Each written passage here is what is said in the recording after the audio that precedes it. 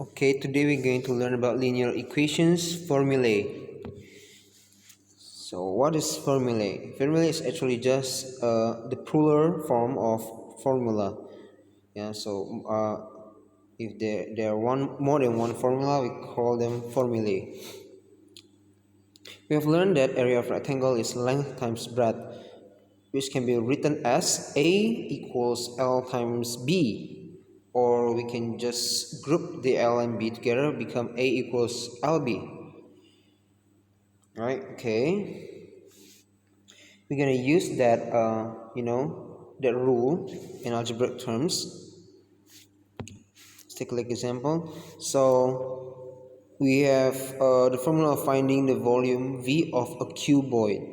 Cuboid is uh, the cuboid have length, breadth, and height, right?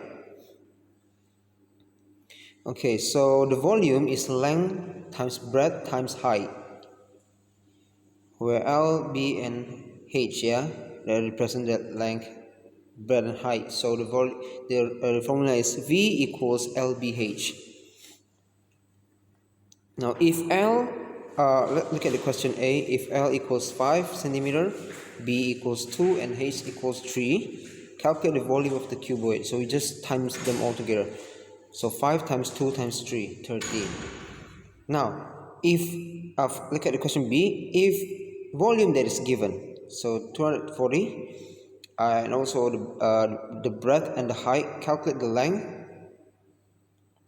Okay, how are we going to solve this? We use exactly the same formula.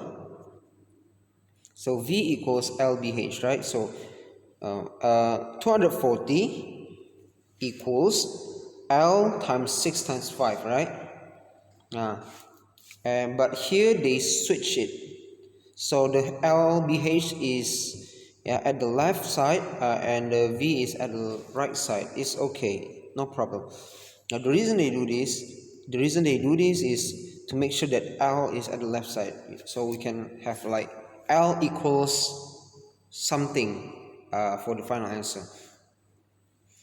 Okay, so because 6 times 5 is 30, then that means L equals 240 divided by 30. So yeah, that's it. Easy, right?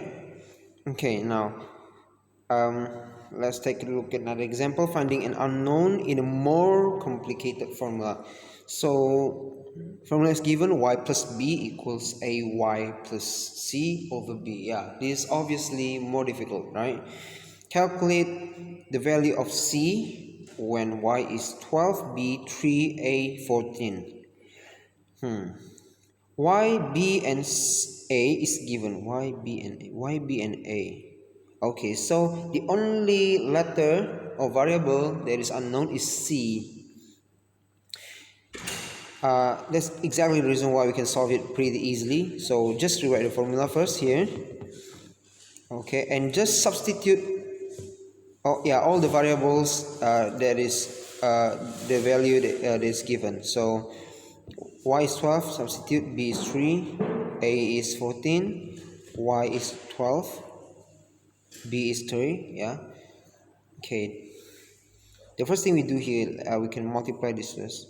So 168, and then this one we can plus, become 15, and then the 3 here can move to the left side, become 3 times 15, 45, and then yeah, you do the math, right? C is just finally subtraction, right? Note here that C is not 123, it's negative 123. So you move the 168 first to the left side because you want C to be isolated, yeah.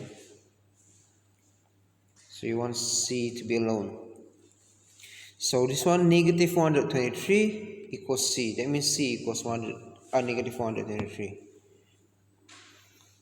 Construction of a formula. Find a formula for the sum S of any 3 consecutive even number. Okay. 3 consecutive even numbers. So there are 3 numbers here. The first number we don't know, right? So the first one, or the smallest one, let it be n.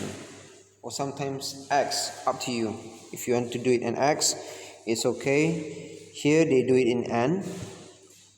The next one will be n plus 2. Make sense? Not n plus 1, n plus 2, because consecutive even numbers, they should be even, yeah, not just consecutive numbers. Consecutive even numbers, it means like 2 4 6 or 10 12 14. Okay, and then the next one will be n plus 4, just plus 2 from the n plus 2, right?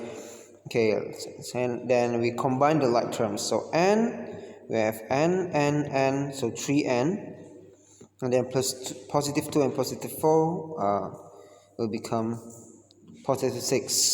So the sum is 3n plus 6.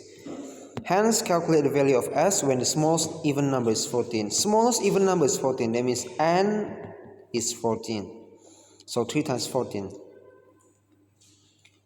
Here, yeah. Again, we use this formula that we found. So 3 times 3n means 3 times n times 14 plus 6. So here we go. We got 48. Okay. Yeah, that's it. So again, in work example 4, the formula is given. We just solve it. The work example 5, in this, the formula also given, but it's just a bit more complicated. In work example 6, the formula, we need to find it ourselves, and then yeah, just solve the next question. So that's it for today. Yeah, the linear equations formula. Okay, bye bye.